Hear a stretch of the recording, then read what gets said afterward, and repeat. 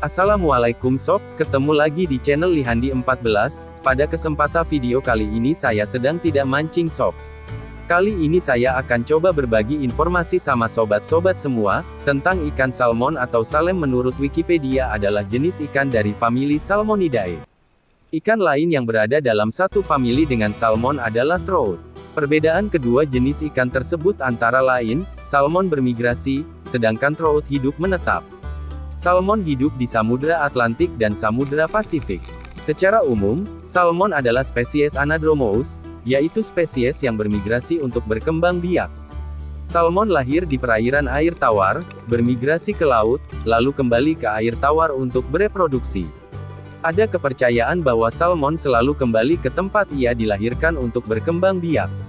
Penelitian menunjukkan demikian, tetapi mengapa hal itu terjadi dan bagaimana salmon dapat menyimpan memori tersebut masih merupakan misteri. Siklus hidup sama dengan salmon kembali ke perairan air tawar yang mengalir sungai untuk berkembang biak.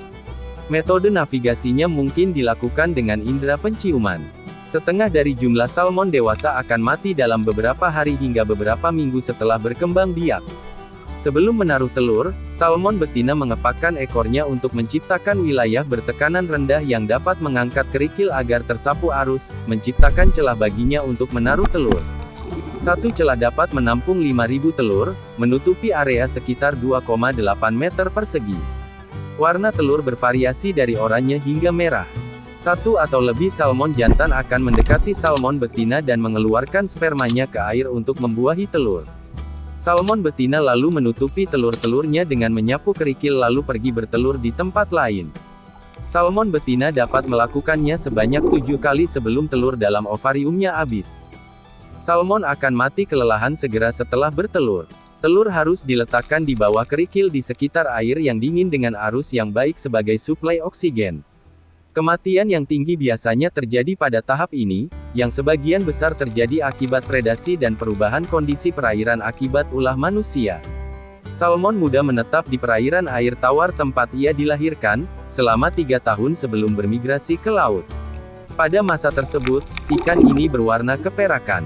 Diperkirakan hanya 10% dari jumlah telur selamat mencapai tahap ini. Salmon menghabiskan waktu 1 hingga 5 tahun sebelum mencapai usia kematangan seksual. Salmon dewasa akan kembali ke tempat kelahirannya untuk berkembang biak. Dalam proses menuju ke arah itu, beberapa jenis salmon mengembangkan taring. Warna mereka akan menjadi gelap.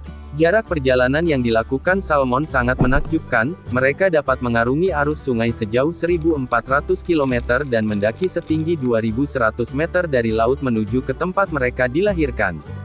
Selama berada di air tawar dan muara, salmon muda memakan serangga, amfipoda, dan krustacea. Ketika sudah dewasa, mereka akan memakan ikan kecil.